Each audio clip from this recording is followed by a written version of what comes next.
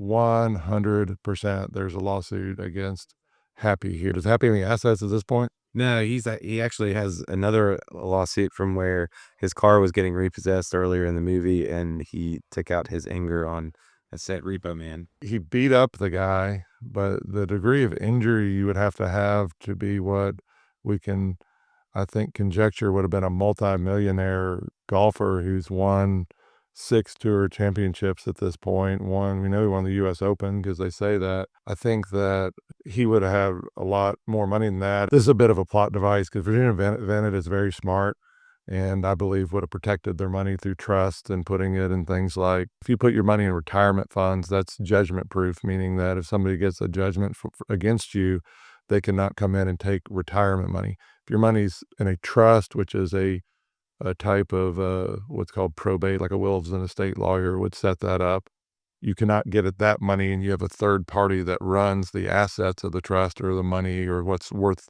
whatever is of worth within it.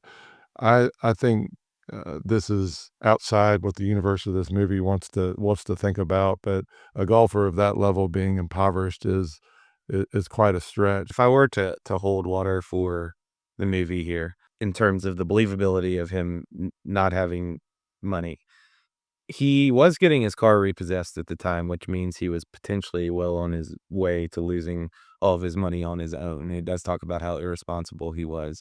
I think instead he just wasn't making payments. And that's true, but he probably wasn't making payments on a lot of stuff, and interest could be racking up. They were pretty young. A lot of people don't think about doing these estate planning documents, which is a mistake. But people at a young age, especially when you have children, the second you have children, you should really look into getting a will or a trust or whatever makes most sense for your family.